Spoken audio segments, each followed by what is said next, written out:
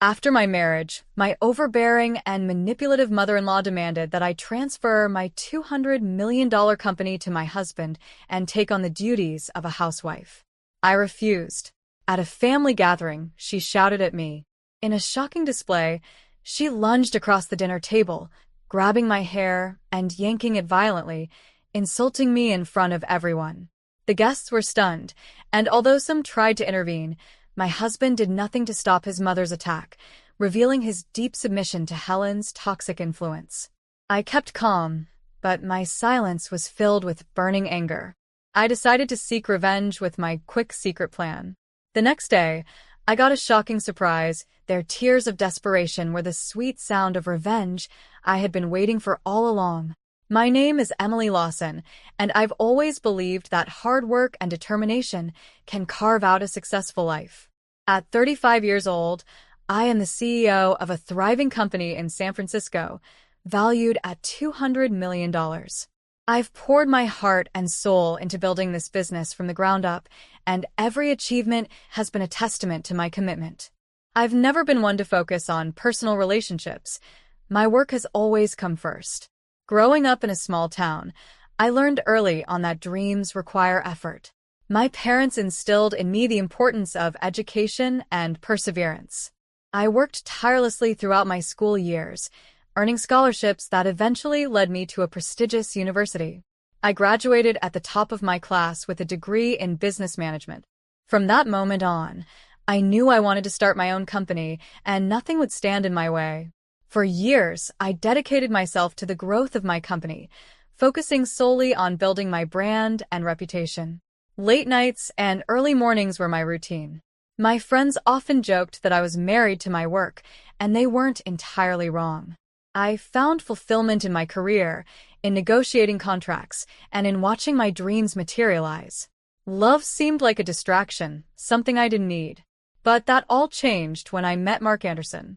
Mark was the son of William Anderson, a businessman whose company had a long-standing partnership with mine. Our first meeting was unremarkable, yet something about him intrigued me. He was handsome, with charming blue eyes that sparkled with enthusiasm. At first, I found his youthful spirit refreshing. He was 38, but carried an air of immaturity that made me smile.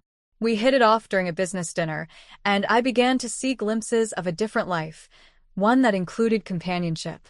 As our relationship blossomed, I saw the potential for something special. Mark made me laugh, and we shared a passion for entrepreneurship.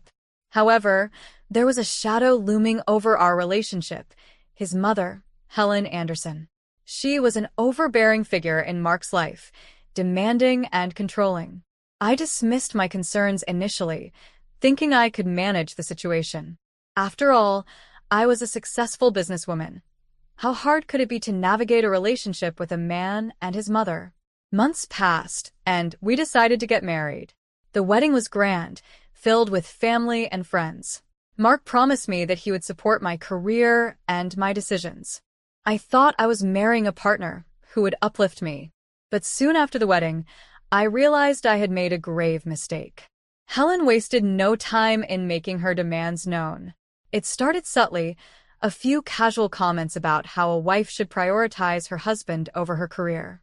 I brushed it off, reminding myself that I had worked too hard to let anyone dictate my life.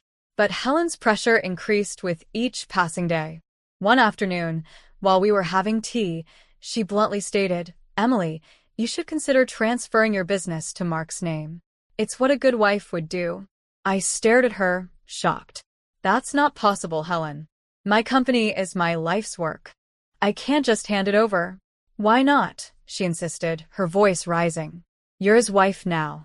Your job should come second to your family." That was just the beginning. Helen's persistent demands became more aggressive. I could sense Mark's discomfort whenever I rejected his mother's suggestions, but he never intervened. It was as if he was caught in a web of loyalty to her, and it frustrated me deeply. The real turning point came during a family gathering at the Anderson home. I had hoped that this would be a chance for us to connect as a family. The evening started well, filled with laughter and good food. However, Helen seized the moment to confront me publicly. As guests mingled, she called me over. Emily, can we talk? She said with a forced smile, her eyes narrowing slightly. I really think we need to settle this business matter. I felt my heart race. What do you mean? I replied, trying to keep my voice steady. You need to transfer your company to Mark, she demanded, her voice echoing in the room. It's time to put family first. The room fell silent, all eyes on us. I felt the weight of the guests' stares. I cannot do that, Helen, I responded firmly. My company is my responsibility. I built it with my own hands. Her face flushed with anger, and before I knew it, she lunged across the table, grabbing my hair and yanking it violently. Gasps filled the room as I felt the shock of pain ripple through me. How dare you defy me? She shouted, her voice dripping with venom. Guests tried to intervene, but Mark just stood there, frozen, revealing his deep submission to Helen's toxic influence. The humiliation burned inside me as I looked around, realizing the moment had escalated into something far beyond a simple disagreement. Despite the pain and humiliation, I kept my composure, fighting back tears. I wouldn't let her see me break. I silently vowed that this would not be the end of my story. I could feel the anger boiling within me, and it wasn't just for the attack. It was for the realization that I had allowed this woman to manipulate my life. As I walked away from that gathering, I decided then and there that I would not be a victim. I would find a way to turn the tables and take back my power. The seeds of revenge were planted. I just needed the right opportunity. Little did they know, I was more than just a successful businesswoman. I was determined to reclaim what was mine and to teach Helen and Mark a lesson they would never forget. The next chapters of my life were about to unfold, and I was ready to fight back. After the incident at the Anderson family gathering, a simmering anger ignited within me. I had always prided myself on my ability to overcome challenges, and this humiliation would not be the end of my story. Instead, it would mark the beginning of a new chapter, one where I would reclaim my power and show both Mark and Helen that I was not someone to be trifled with. In the days that followed, I focused intently on my work, burying myself in my responsibilities. I wanted to distract myself from the humiliation, but I also needed to formulate a plan. I couldn't let this situation fester. My company had grown to $200 million not just through hard work, but also through strategic decisions. I needed to think strategically now. The first step was to gather information. I reached out to my contacts within the industry and began investigating William Anderson's company. I wanted to understand their financial standing and any weaknesses I could exploit. As I delved deeper, I discovered that their company had been facing difficulties for quite some time. The management was out of touch, and their sales had been declining steadily. It was the kind of vulnerability I could work with. During this time, I also made a conscious effort to maintain a facade of normalcy in my relationship with Mark.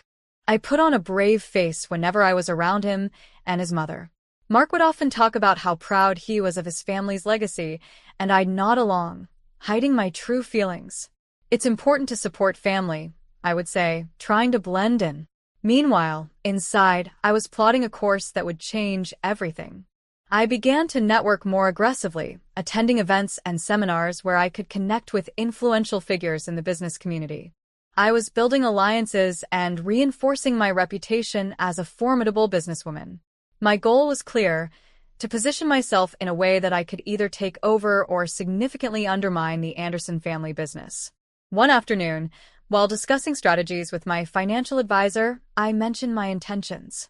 Emily, if you want to take control of the Andersons company, you'll need to buy a controlling share. But you'll have to be discreet. If they catch wind of your plans, they'll do everything to sabotage you. I nodded, absorbing his words. I know. I'll need to be strategic and patient.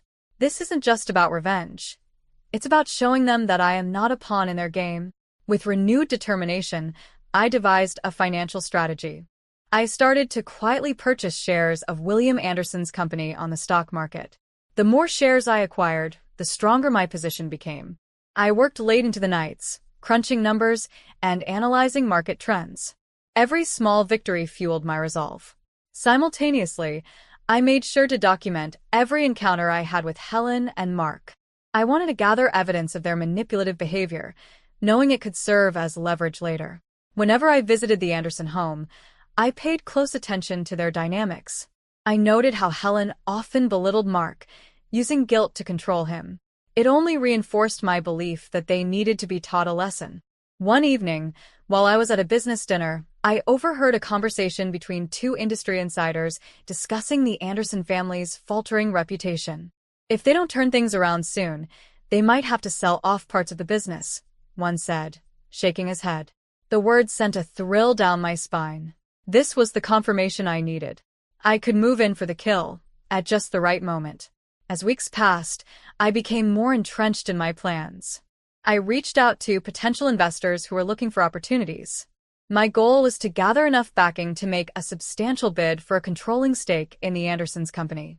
I felt an exhilarating mix of anticipation and determination. I was no longer just Emily Lawson, the businesswoman. I was the architect of my own revenge, carefully crafting a strategy that would lead to their downfall. I envisioned the moment when I would stand before them, revealing my triumph and turning their world upside down. Every time I thought about that dinner table confrontation, the anger surged anew, igniting my resolve. I was going to show them that they had underestimated me. Their arrogance and manipulation would come back to haunt them. Soon, I would rise like a phoenix from the ashes, leaving the Andersons to confront the consequences of their actions. The path was set and I was ready. Little did they know that a storm was brewing, one that would change the course of our lives forever.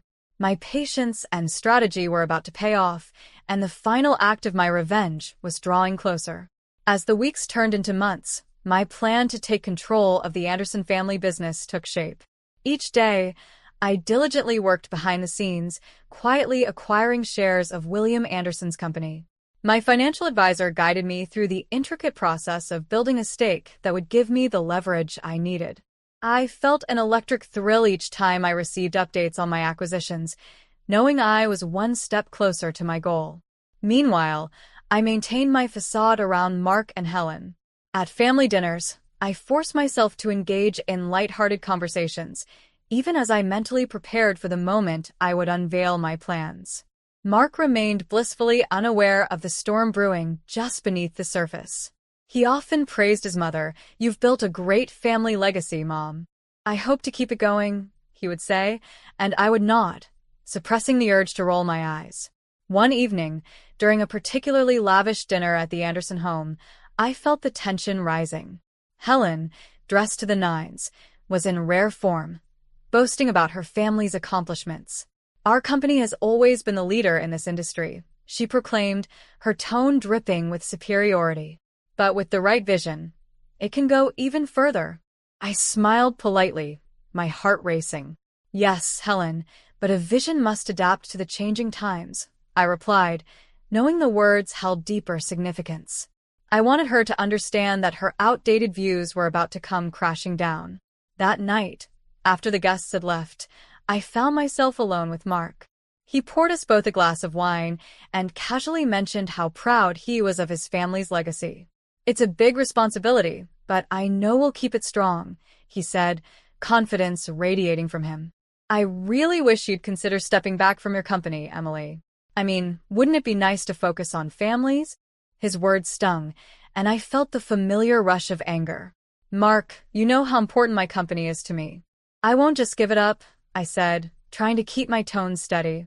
I could see his expression change, a mix of confusion and concern creeping into his eyes. The following week, I received a tip from one of my industry contacts about an upcoming board meeting for William Anderson's company. This was my chance. I decided I would attend and present myself as a potential partner. I knew this would send shockwaves through the Anderson family, especially once they learned that I was no longer just the wife of their son but a formidable player in the business world. On the day of the meeting, I arrived early, my heart racing with excitement. The boardroom was filled with stern-looking executives, and I took a seat at the table, confident and poised. When the meeting began, I introduced myself, keeping my tone professional but friendly. "I'm Emily Lawson, and I believe I can offer your company a fresh perspective," I stated, noting the surprised expressions around the room. As I presented my ideas, I could see skepticism on some faces, especially among those loyal to Helen. but I also noticed intrigue. I highlighted how my company could benefit from a merger and the advantages of innovation and adaptation in a rapidly changing market. The more I spoke, the more I could sense the shift in the room. After my presentation, I could feel the tension building. Helen, who had just entered the room, looked furious. "What is this?" she demanded, her voice sharp. "You're not in a position to make demands, Emily." With that, I felt a wave of confidence wash over me. "Actually, Helen, I believe I am," I replied calmly, meeting her gaze without flinching. "You see, I now own a significant portion of your family's company, and I'm here to discuss its future." Gasps filled the room. The stunned silence that followed was almost deafening, and I knew I had them exactly where I wanted. Mark's eyes widened, his mouth agape as he processed the revelation.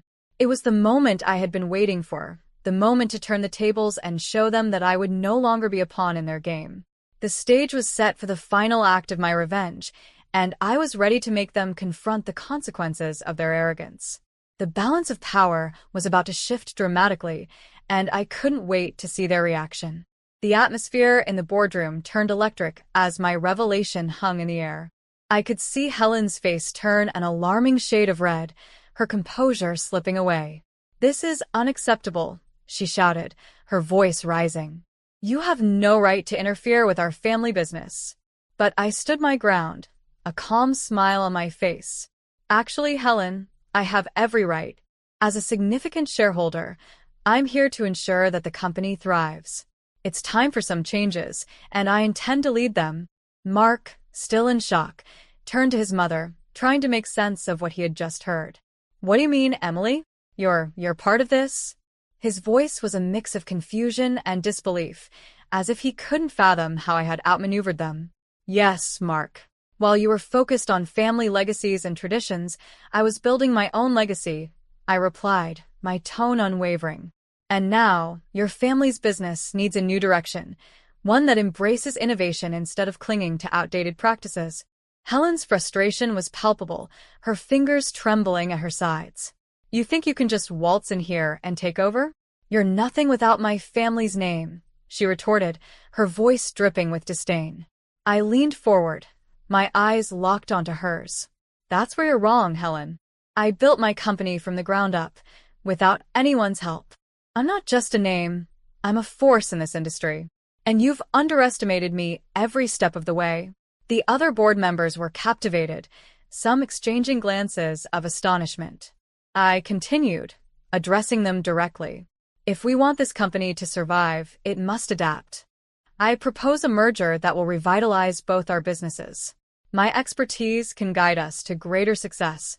As the meeting progressed, I outlined my vision, detailing the benefits of the merger and the strategic advantages it would bring.